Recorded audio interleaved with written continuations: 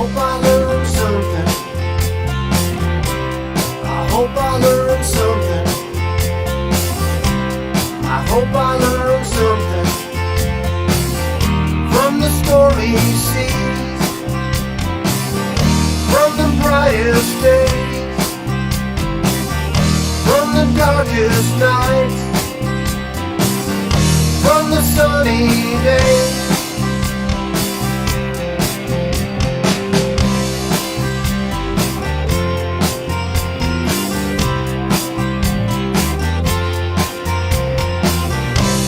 I hope you learned something.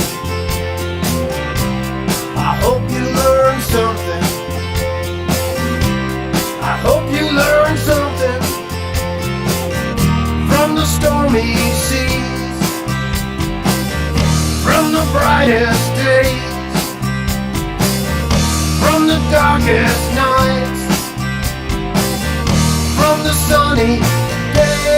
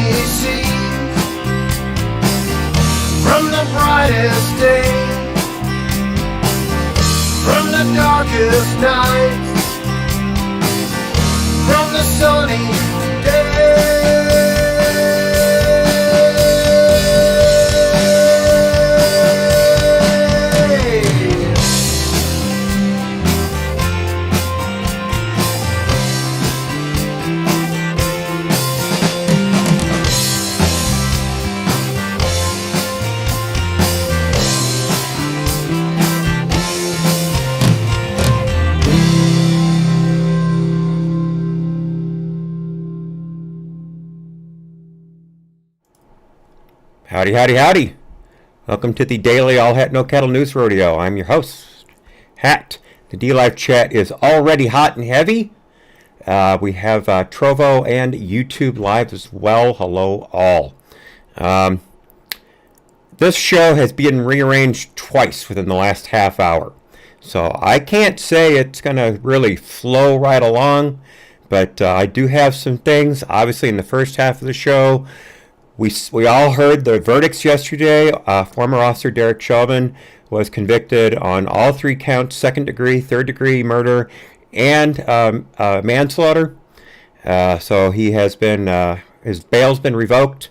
He has been remanded to custody, and I believe has been transported to, I believe, an interim facility before he goes out. We have I have not heard anyway, any word on appeals being filed yet. But I will say real quickly, I'm sure many of you noticed, and I mentioned once or twice, I deliberately did not cover the Chauvin trial at all. Not 1 second of it was on this channel. And that's because I knew nothing was going to change. I knew it didn't matter. I knew most of the jury went in with their minds made up. It was obvious in their bios. And so what did you expect? I hoped for better. I really did. I hoped for better, but that's not what we got.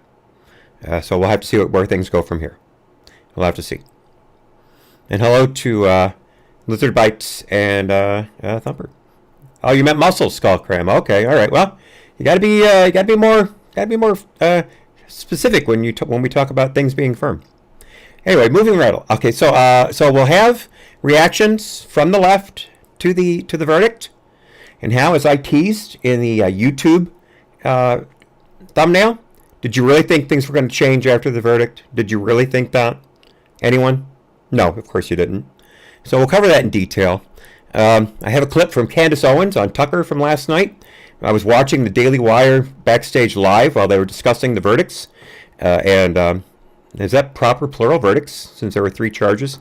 But I have a clip from her, a brief part of that regarding her take on how the trial went according to the media's plans.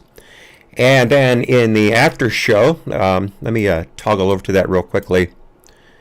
I have an update on Mike Lindell's new social media site, Frank Speech. You can't sign up yet, but we'll get into that. I have, let's see. Oh, those shouldn't be there. Hang on just a second. I screwed something up. Told you I did this at the last minute. Okay, there we go. I have some details about the doxing of people who have donated to Kyle Rittenhouse's legal fund.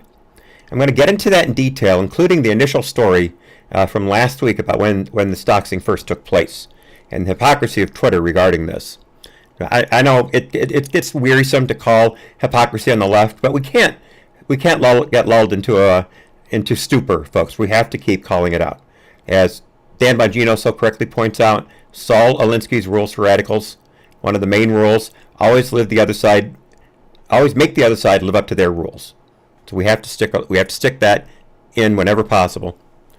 I have some video, in case you haven't seen it, of the tragic shooting of a 16-year-old knife-wielding girl in Columbus, Ohio. We have a couple pieces of border news.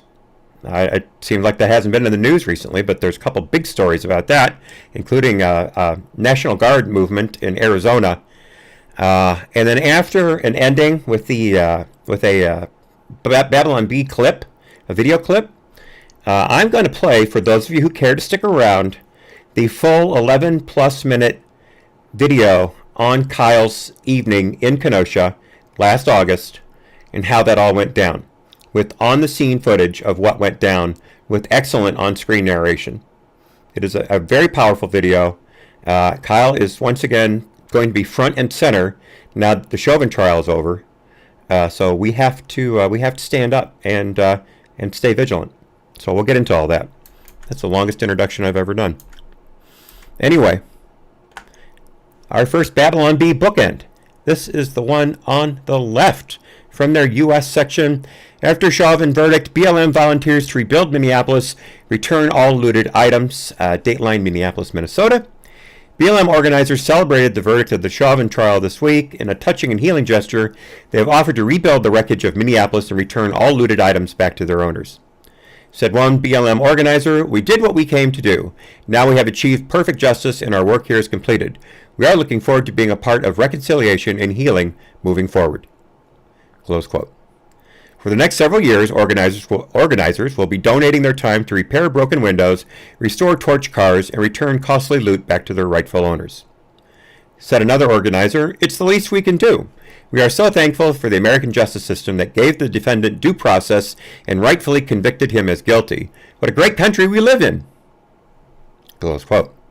The country is now expected to join in unity and hold hands in gratefulness, at least until the latest outrage is broadcast on the evening news. And of course, that's already happened even before the jury came back with the verdict, but we'll get into that in the after show. All right, my personal conceit, the market. The Dow has crept back up over the 34,000 mark. It was lower than that pretty much all day, but there was a rally as the day progressed, and it has closed at 34,137. up almost a full percent. The Nasdaq was up also almost a full percent. The S&P 500. The Nasdaq actually closed below 14,000. It was above 14,000, quite well above it for a long time today, but it closed up a full 1.19% at 13,950, below the magic 14,000 mark. Gold has had a strong day today, going up almost a full percent. It's getting back towards the $1,800 an ounce mark, very close to it right now. Crude oil slipped over 2.5%. It's just above $61 per barrel of West Texas Intermediate sweet crude. And Bitcoin took a bit of a beating. Bitcoin is down almost 3% from the metric that we started with today. As you can see, it climbed as high over the last month. It climbed as high as 64,500 and change last week, and in fact, exactly a week ago. And then it plummeted, and it is now again at just over 55,000 per Bitcoin. Moving right along. All right, the governor who won't die, Andrew Cuomo, and I of course mean that figuratively. I would not wish harm to him or any other person. I don't care who you are. I do not wish you harm, unless you're trying to hurt me or my family. But enough about me. As we know, Governor Andrew Cuomo, the greatest governor in the history of the United States, the one who literally wrote the book on how to handle the Communist Chinese Party virus pandemic, literally wrote the book. He's in trouble again. First, it was the fact that his health department, through the machinations of his staff, not health professionals, but his staff, hid the real number of nursing home deaths that were created in full measure by Cuomo's March, I believe, 14th missive from last year to force all nursing homes, long-term care facilities, and, we found out later, disabled developmental centers, developmentally disabled centers, force them to take COVID-positive patients with no regards to securing them in quarantine or anything like that. He was so deathly afraid of running out of hospital beds that he killed people. There's no other way to put it. And his office was hiding those numbers. We found out recently that they knew the numbers all along, even though they were telling nonprofits like the Empire Group that they didn't have the numbers yet, that they couldn't produce them. So just give us a few more weeks. That stretched into 8 months. It wasn't until Letitia James, the New York Attorney General, exposed the real number of deaths that Cuomo's administration owned up. And then as that was happening, he was getting hit left and right with sexual harassment charges. First by Lindsay Boylan, I believe her last name is. Forgive me, Lindsay, if I got that wrong. And then a cascade happened, and I think we're up to 9 now, somewhere in there, getting close to a baker's dozen, including one charge of sexual assault that is being investigated. Not only is the New York Attorney General's office investigating the things I just mentioned, but there is also a state assembly investigation going on. And now we have this article from the Daily Wire by Ash Show that Cuomo is now being looked at for using government resources, specifically staff in his office, to help him write the book that he got, according to this article as well, a $4 million advance for. $4 million advance for the book on how to run things during a pandemic from the guy who's had until recently, the highest death toll of any state in the country, only recently surpassed by California. Another state run by a Democrat who also forced nursing homes and long-term care facilities to take COVID-positive patients in without any regards to quarantine. But who am I to judge? But according to this article, Cuomo had his staff printing out sections for him to edit. They were transcribing voice notes that he was speaking into his phone, transcribing them into text, printing that stuff out, taking it to the governor's mansion. I don't know why it is that the governor's mansion doesn't have a printer, unless Cuomo was too scared to go out and buy paper from Office Depot because of the pandemic he was so expertly running. I don't know. but these are all alleged, and it's not just the odd disgruntled former employee. There are people who are not going on the record, but are saying behind anonymity, trust those sources or not, up to you. But people close to him are saying that they were basically told, you will volunteer your time to do this. And if you're told by the governor you will volunteer your time, that means you're not volunteering your time. There's a power dynamic in which you are not even on the ladder. So, $4 million advance for that book, folks. How in the hell is that possible? I don't think it should be legal for a public official to write a book about how they're handling things and get paid for it. I don't care how little they use resources outside of their own physical contact. You're a public official. Why should you be making private money based on what you do for your constituents? There has got to be a law against that.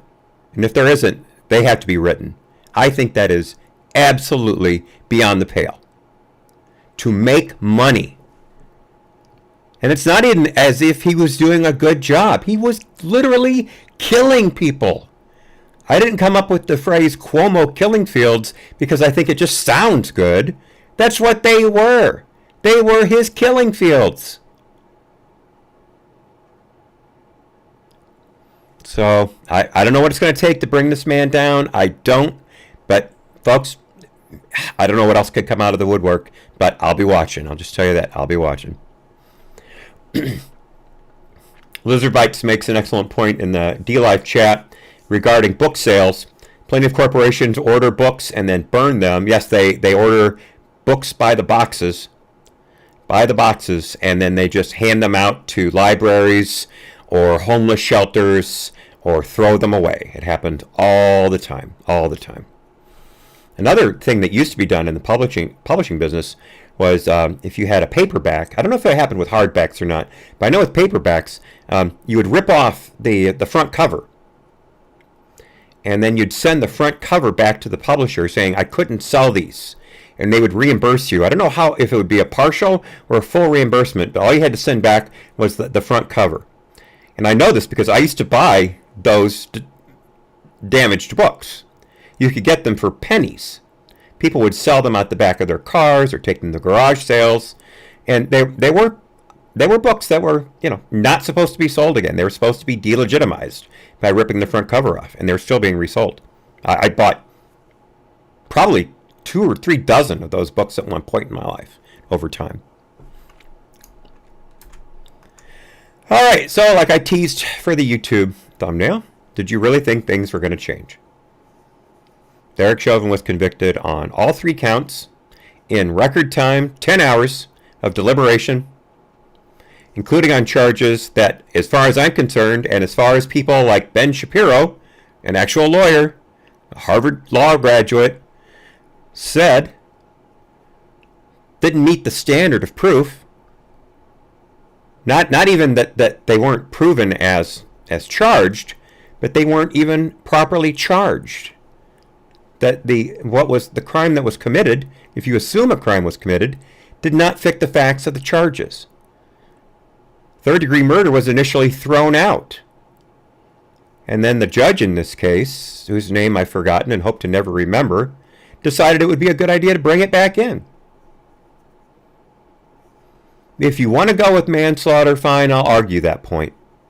But second and third degree murder? Second degree murder is felonious intent. That means he had to want to kill George Floyd. That was his intent. And there was not one shred of proof that was the case. But that's not the main storyline here. The main storyline here is that America is racist.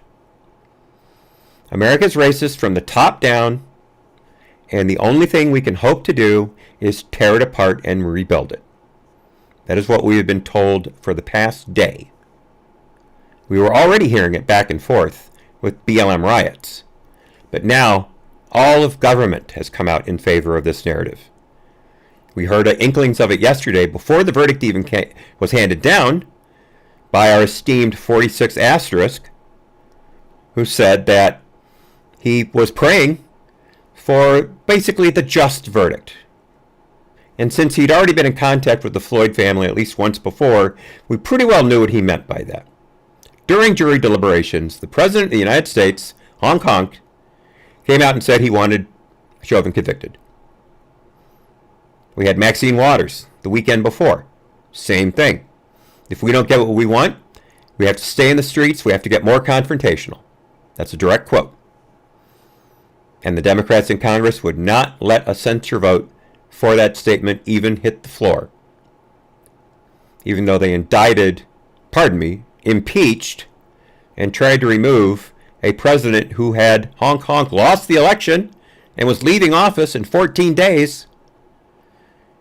They impeached him for asking people to peacefully protest because he dared use the phrase "fight like hell," a phrase that Democrats have been using for years. Remember, vive la resistance. But no double standard, folks. Who are we to judge? So, case in point, Portland. I'm sorry, let me back up. We're a racist country. I'm actually going to do a little monologue here. We're a racist country. We're being told that. 46 asterisk told that. But before that, Harris spoke. Yes, folks, the ostensible vice president of this country, the one who met foreign leaders, as opposed to the leader of our country meeting those foreign leaders, that vice president, and I say that with all due disrespect, spoke first yesterday. And I'll get into some of her remarks later on, I believe. I have them. And then 46 asterisk spoke interminably. I couldn't listen. I cannot listen to that man speak. In a sense, I understand where the Never Trumpers come from now.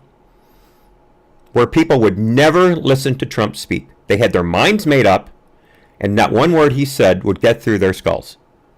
I kind of understand that now, but it's a little different for me, because I have listened to Biden. I have heard him lie and lie and lie. Literally lie and lie and lie. Not exaggerate like Trump did. Not extend the boundaries of the conversation like Trump did, but absolutely, physically, intentionally lie over and over again. I can't put my brain through that anymore. And it's the same with Harris. When I see them step up to a microphone, the volume goes down, and I watch the screen intently and wait for them to stop talking, and then the volume goes back up. It's the only way I can get through life right now. You will rarely ever hear the words of those people live on this, during a news rodeo, although I will cover them live. In fact, I'm planning on broadcasting the night of the joint address to Congress. Remember, it's not technically a State of the Union, but 46 asterisk will be addressing Congress jointly. I will be live that night. I may or may not have a news rodeo that day. We'll have to see how things go. But we're a racist country, you guys. We're being told that left and right, and I'm not going to fight it anymore. I'm not going to fight it anymore. Fine, I'm a racist. I'm a racist. I am. I give up. I believe that that black people have no agency. That if anything goes wrong in the black community, they have the right to loot and riot and burn things down.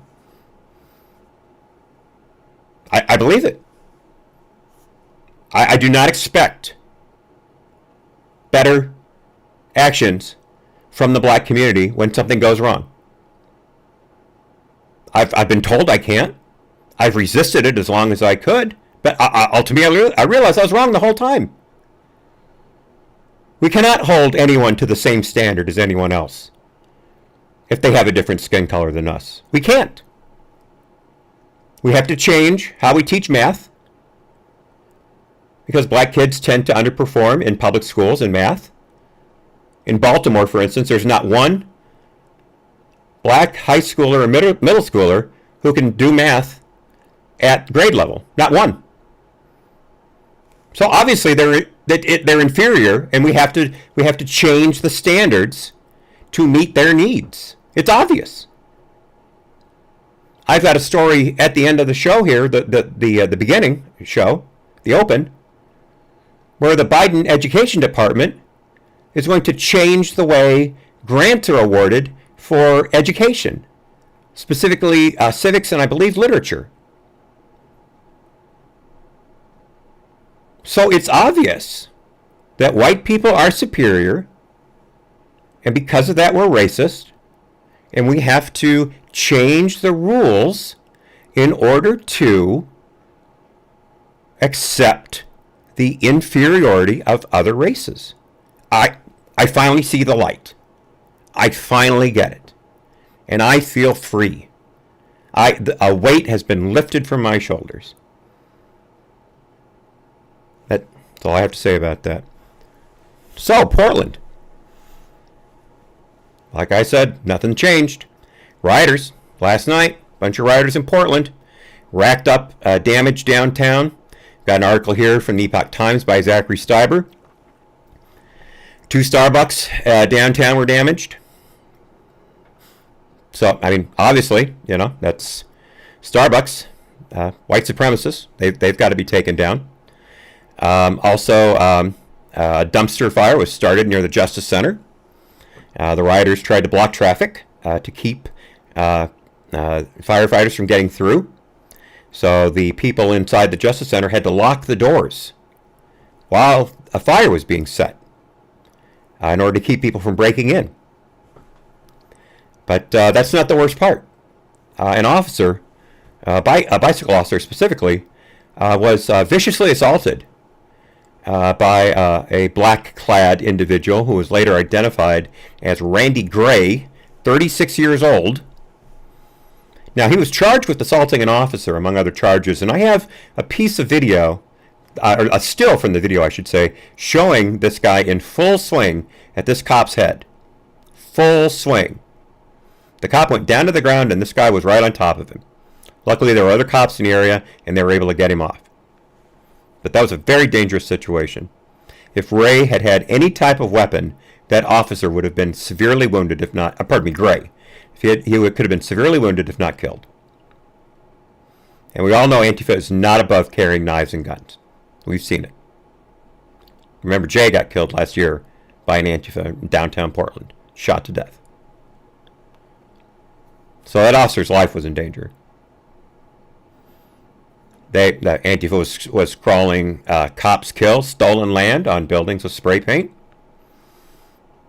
Now, I seem to remember the governor of Oregon calling out the National Guard in response to threats of violence, although it turned out she was worried about right-wing violence. You know, that incredibly onerous, constant assault of right-wing violence we see around this country that's happened again and again. Well, January 6th, but other than that, again and again, even though that's the only time. But still again and again, to the point where she felt she needed to call out the National Guard. But Portland has called riots, or as they put it, unlawful assemblies, something like 4 out of the last 7 nights. And the National Guard's nowhere to be found. And the DA for this county, Multnomah County, just keeps letting these people walk. Letting them walk, letting them walk, letting them walk. As I've said before, and I'll say again, consequences. If there are no negative consequences, there's no reason for you to change the way you behave. And Portland, you get what you deserve. You voted for this, Portland. You voted for this. You voted in that DA. He didn't come in and take over the job by throwing the other person out and just saying, okay, it's mine now. You voted him in.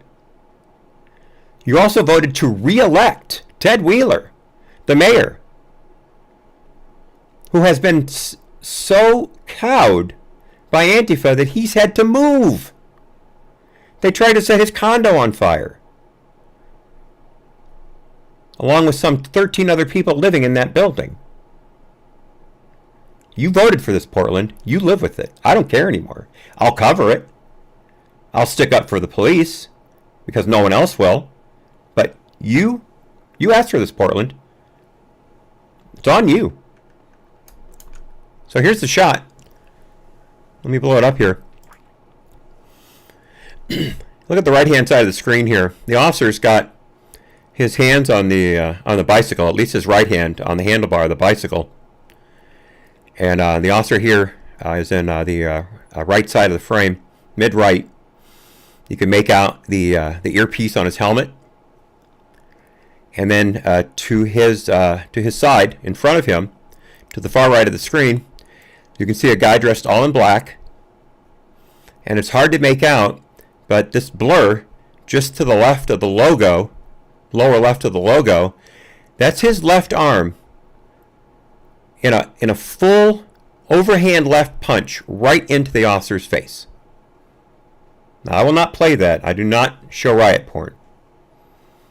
I'll show police shootings because those are a focus of many stories. Riot porn does not get shown on this channel. But as you can see, this guy is absolutely about to light into this officer, and the officer has no way to defend himself. The punch lands, the officer goes to the ground, and this guy lands right on top of the officer. And then there's a scrum with other officers in there. These officers were being harassed and accosted by Antifa as they went down the street. They had unlawful assembly had been declared. These people would not move off the street, and they attacked this cop.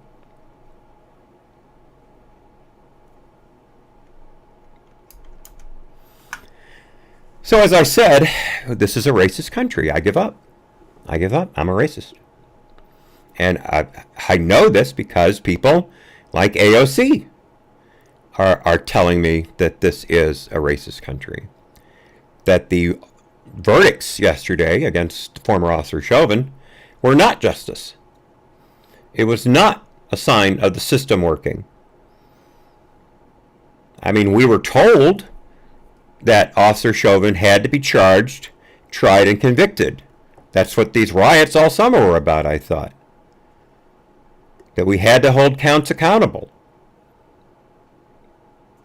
Mind you, no one ever proved or even mentioned during the trial that Derek Chauvin's a racist and that he attacked George Floyd because George Floyd was black.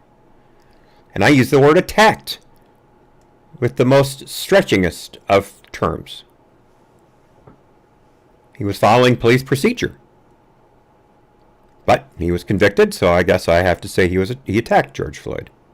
But there is not one shred of evidence anywhere, inside or outside the courtroom, that Derek Chauvin's a racist.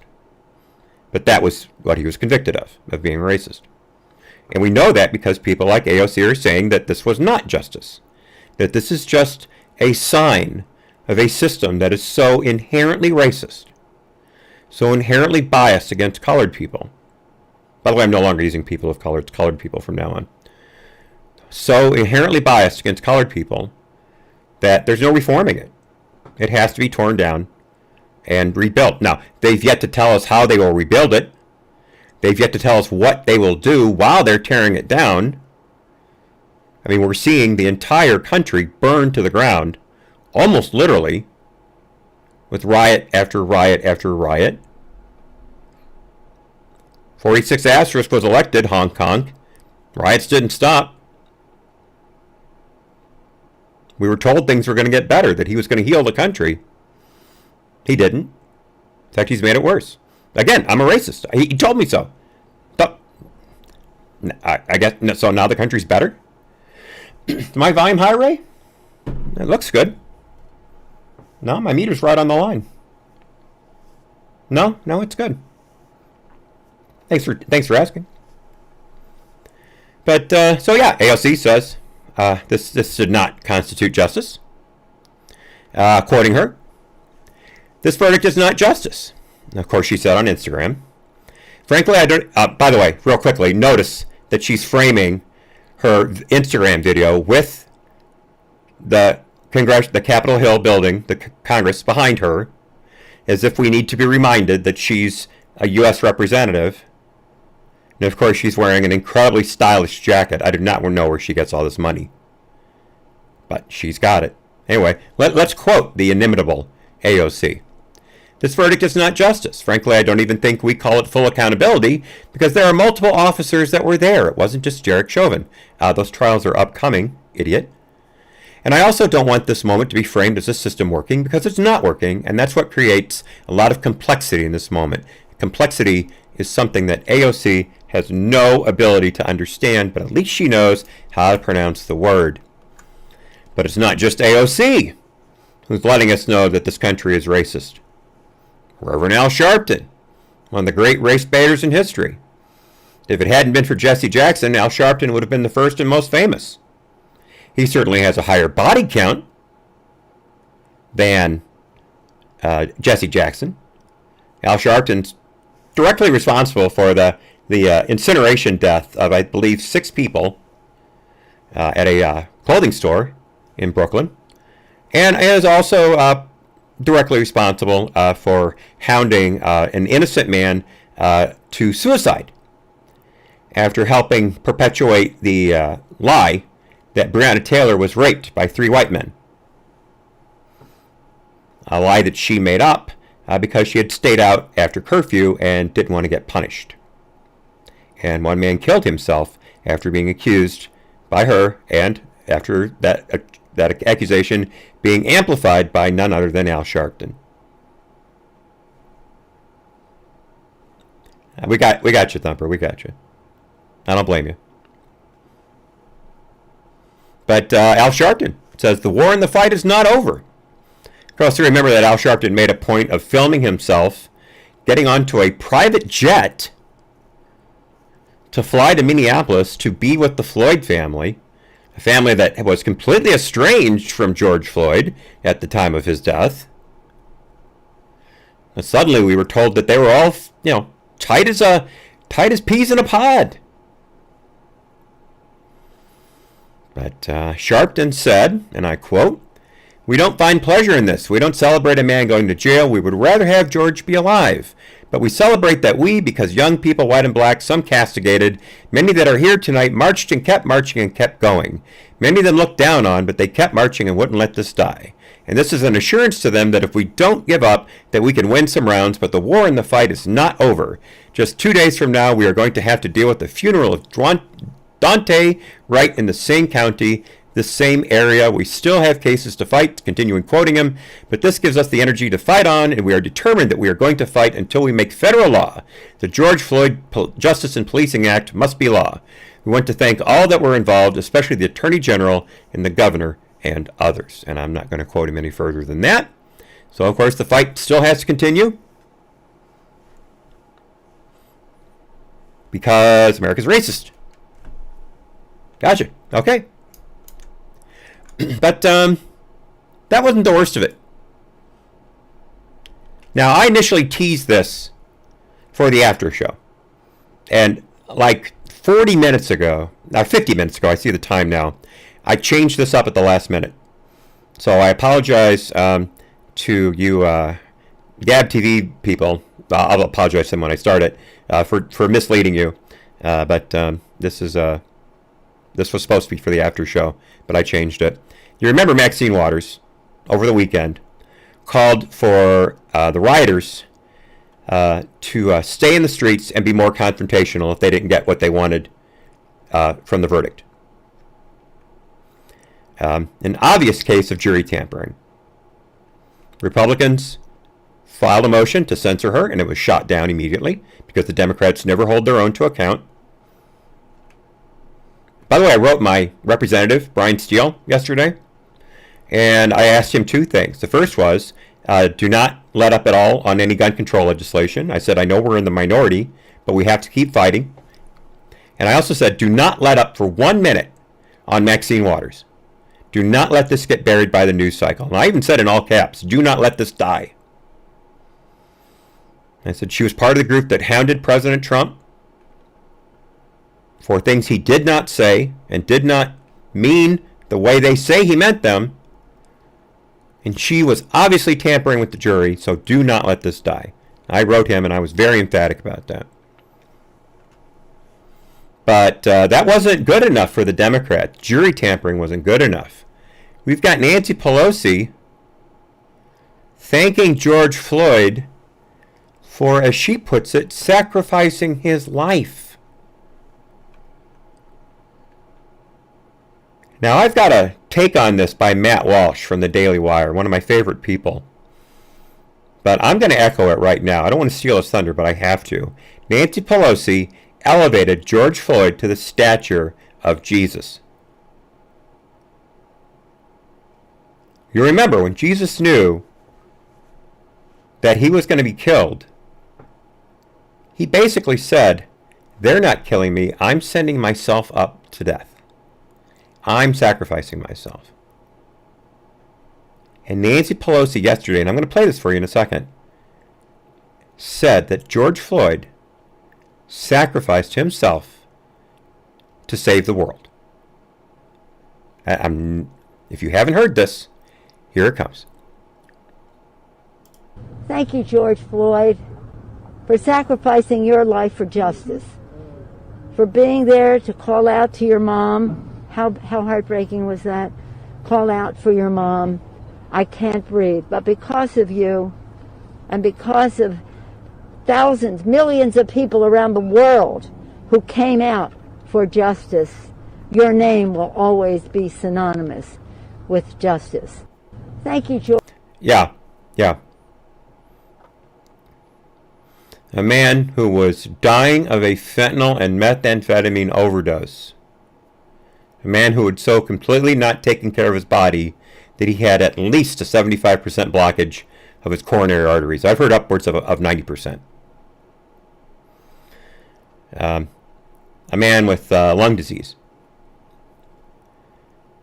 who strong-armed a clerk into accepting a bogus $20 bill for a pack of cigarettes. But he sacrificed himself for justice, you guys. You may not be surprised to know that Nancy Pelosi was speaking to the Congressional Black Caucus at the time, or also known as the Congressional Black Caucasians by Rush Limbaugh.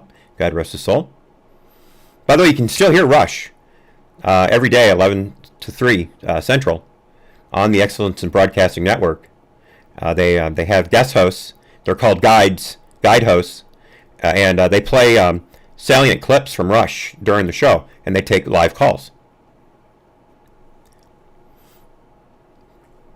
So it's still there.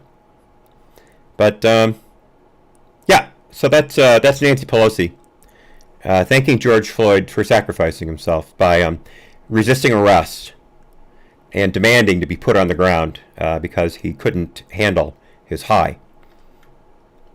But who are we to judge? Well, I don't have to ask who are we to judge, because if you look at this article, this was written by Ryan Saavedra by the Daily Wire, by the way. Look at this scroll of tweets. Not one of these is positive to Nancy Pelosi. Not one of these. And it goes on and on and on and on and on. And I pulled just a couple. First, two conservatives, and then one person who, by all accounts, seems to be at least on the left.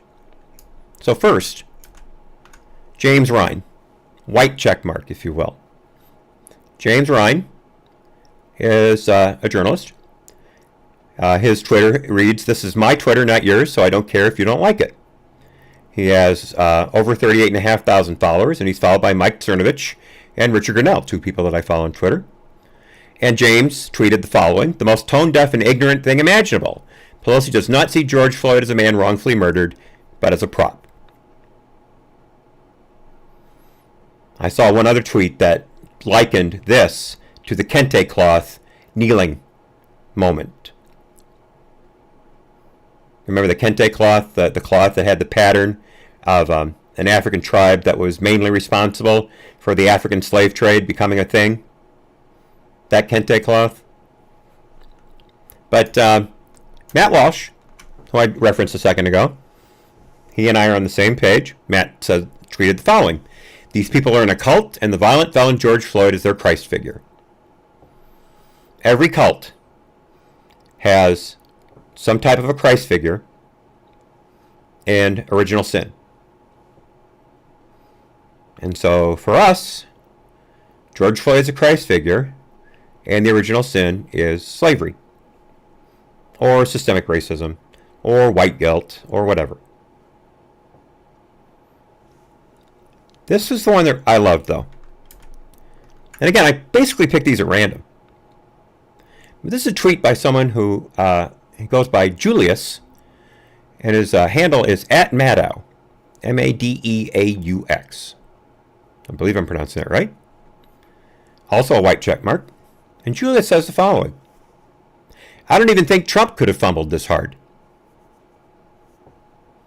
Now, I don't know Julius's politics. I tried looking him up online, and I don't know if his name is actually Julius Maddow. I couldn't find anything on him. But I don't think he's a Trump fan because he made this comparison. But I may be making this up, but let's just say Julius is not a Trump fan. For him to say that Nancy Pelosi blew this more than Donald Trump could have, the abject racist Donald Trump, I think Julius is onto something. Now, let me lighten the mood for just a second here. This was also on Julius's timeline. It's a music video. And I've got a 30-second clip of it here. I thought, let me listen to this to see if this guy is even any good. I love this music. I don't know where he got the original sound from. This is a remix. So I guess Julius is some kind of DJ. I tried downloading it from Spotify, but they wanted everything from me just to download a stupid track. So I decided, no, you're not getting my information. Screw you, Spotify. Sorry, Joe Rogan, if that's the way you feel. But you may not like this. It's electronica, but it's really my kind of music. I'm going to play 30 seconds of it. So you guys just relax and enjoy the visuals, because the visuals are stunning. Here we go.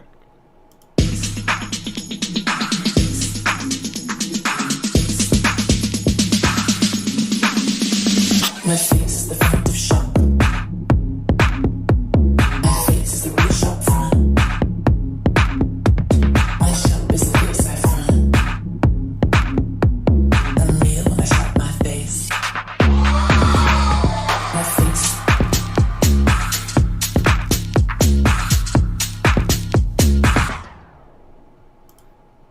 I love it. I love it. I could listen to that all day. That's the first piece of music I have heard that did not come from the 1980s. Specifically, what's my favorite Sirius channel again? Shoot.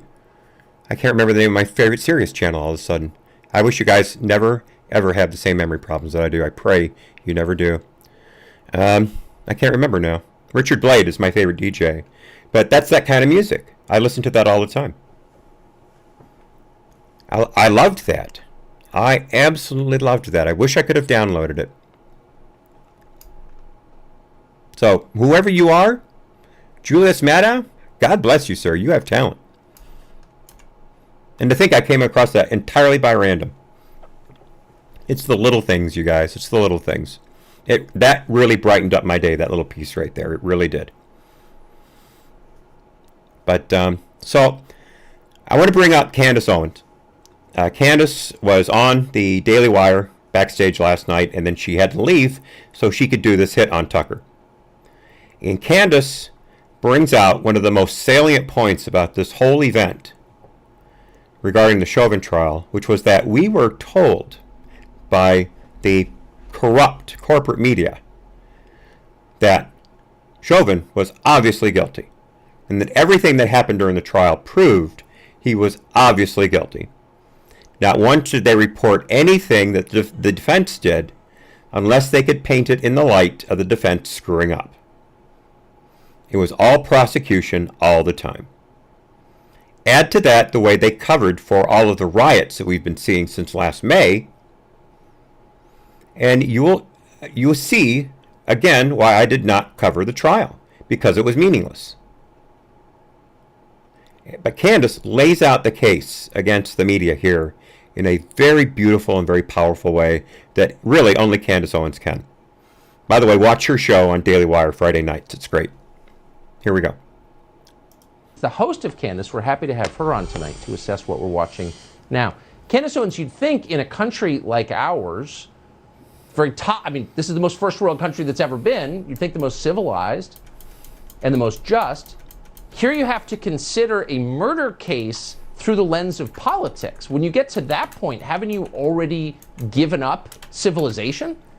Well, that's correct. And what we're really seeing is mob justice, and that's really what happened with this entire trial. This was not a trial about George Floyd or Derek Chauvin. This was a trial about whether the media was powerful enough to create a simulation and decide upon a narrative absent any facts. Whether it was powerful enough to repeat showing and talking about a 9-minute clip that came from somebody's cell phone without adding any context, without showing the full, the full police video, which they could have released. They refused to release the full body cam, which would have added more clarity to the fact that the media was lying. The media came out, let's not forget this, Tucker. The media came out and told us that this was a man who was just getting his life together. He was a good member of society, and he got mixed up because a racist white police officer had it out for him and killed him.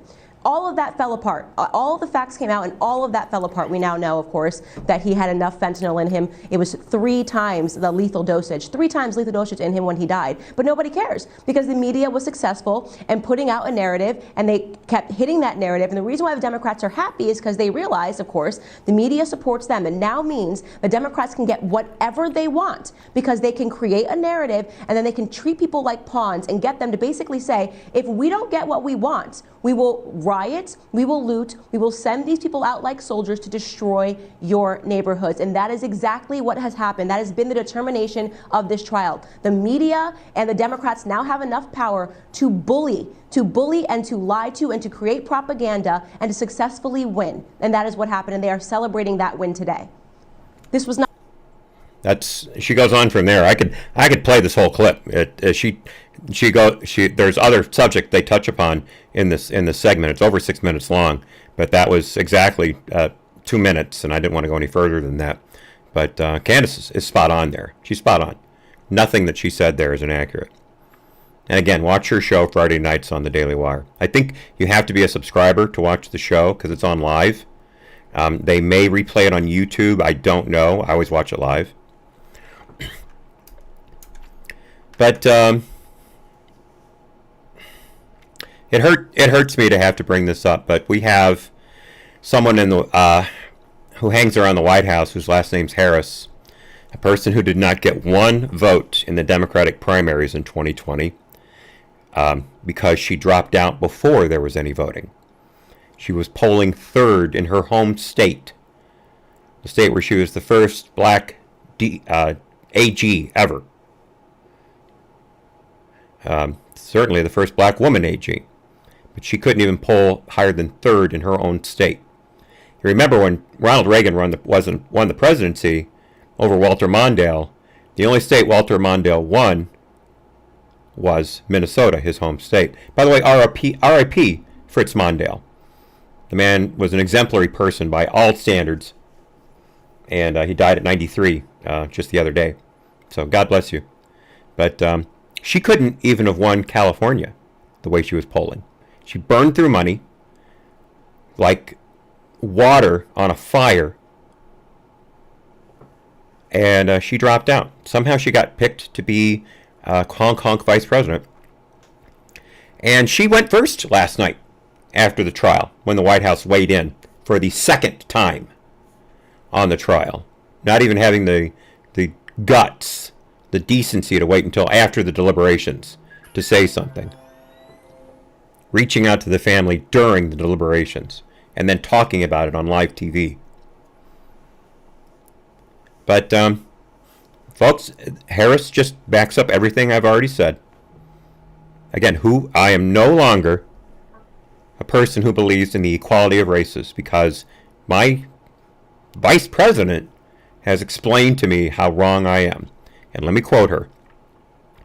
America has a long history of systemic racism. Black Americans, and black men in particular, have been treated throughout the course of our country as less than human. Black men are fathers and brothers and sons and uncles and grandfathers and friends and neighbors. Their lives must, she forgot cousins. Their lives must be valued in our education system, in our healthcare system, in our housing system, in our economic system, in our criminal justice system, in our nation. Full stop.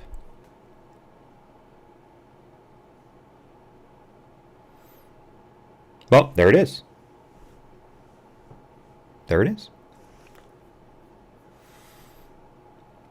I mean, it's from a black woman, I guess. I mean, she's, what, part Jamaican, part Indian. They say that makes her black. Fine, I'll go along with it.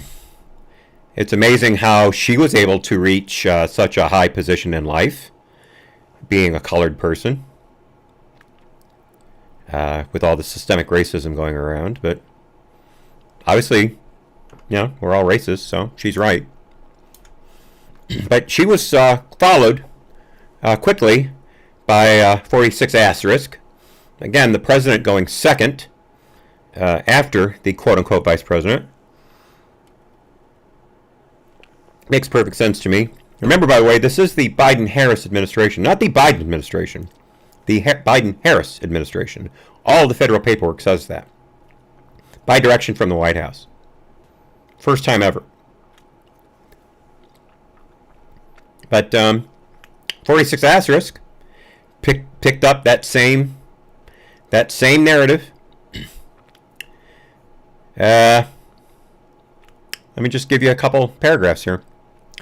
Today, a jury in Minnesota found former Minneapolis police officer Derek Chauvin guilty on all current counts in the murder of George Floyd last May. It was a murder in full light of day, and it ripped the blinders was off for the whole world to see the systemic racism the vice president just referred to. There is systemic racism that's a stain on our nation's soul. Now again, there was not one piece of evidence anywhere when Chauvin was arrested, during the trial, or since, that race had anything to do with this arrest. It wasn't a white cop who walked up and said, "Hey, black man, is that a fake $20 bill? Come with me. Get on the ground. I'm going to crush the life out of you because you're black." No. It was a convenience store clerk that called the cops because Floyd would not take the 20 back and return the cigarettes.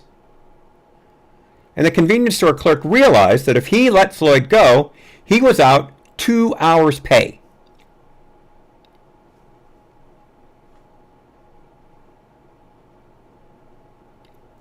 And the only reason Derek Chauvin was called to the scene was because Floyd was resisting arrest. But according to our Hong Kong president, this was a sign of systemic racism. Continuing.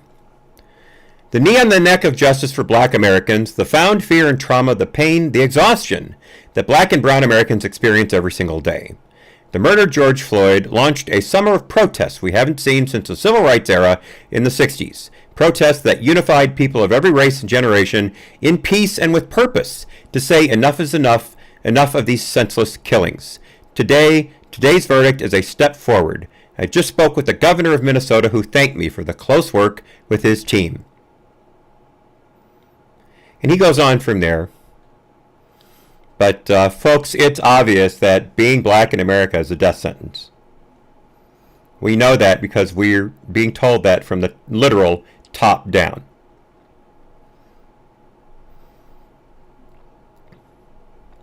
Now, you all know that I take my personal security very seriously. But obviously, there are people in this country who have to be worried because I'm white. Now, this isn't just about the Chauvin trial, though.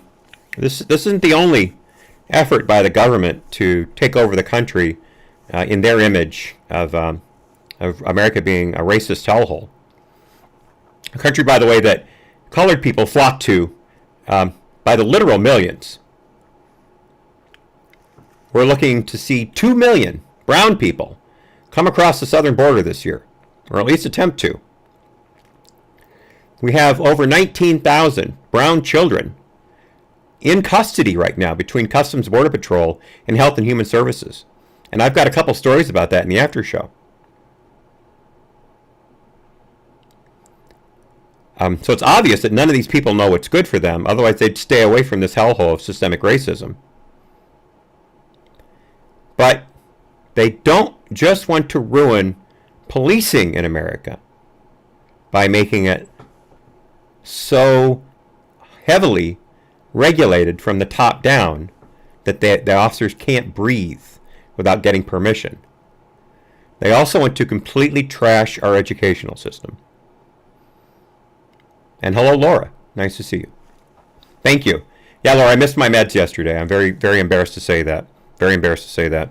That's the longest I think I've ever been off the show in a row without actually being sick. But the education department, and I've got this article, by the way, from the from the Washington Examiner. Sorry, Naomi Lim, the Washington Examiner's political reporter. Biden wants to use taxpayer funds to promote critical race theory, irking GOP. Now that GOP is irked. It used to be the Republicans seized and pounced, but now we're just irked. Thanks, Naomi. But Biden's education department, quoting Naomi, this week proposed introducing 2 new priorities for funding covering American history and civics education programs and activities.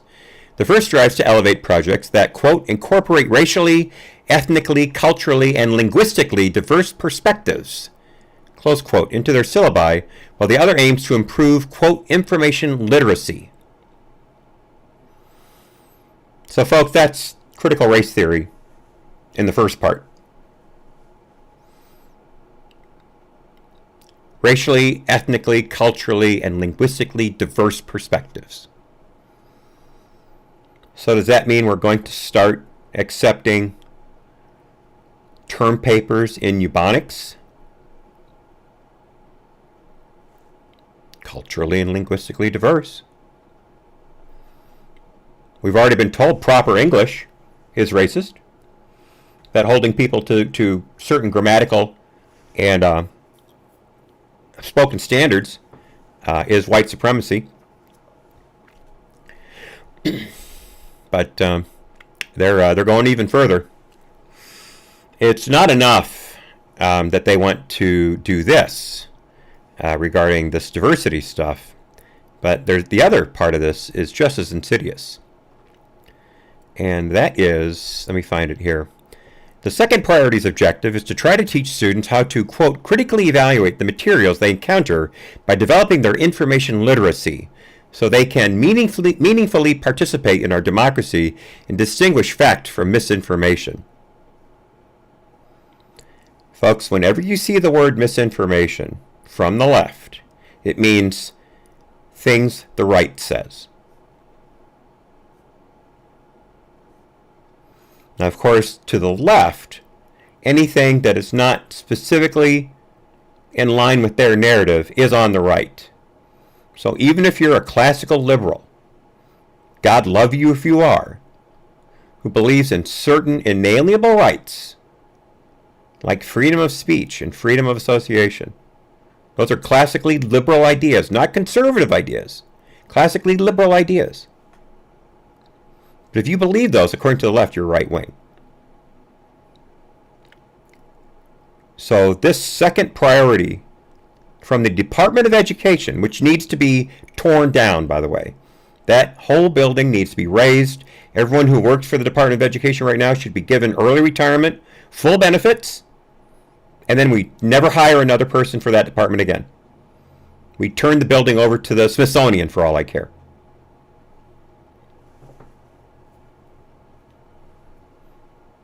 Same with the Department of Energy. Same with the Department of Health and Human Services. Same with the Department of, what's the other one? Housing. All of it needs to be abolished. The Wilson administration and the Roosevelt administration completely buried this country under the federal government. And we need to figure out a way to dig ourselves out. But that's what the Education Department wants to do. The public comment period closes on May 19th. So if you want to write the Education Department and tell them that we do not want a Marxist country, then please, please, please do so. I'm planning on doing so within the next couple days. All right, we have reached the end of the day for YouTube.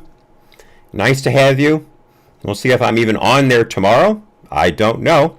I only said the truth. I spoke the truth as delivered to me by the mainstream media and by the White House itself. I don't see how I could have gone wrong there. But I will end it there. So good day, YouTube. I will see you tomorrow at 4 p.m. Eastern. Bye-bye.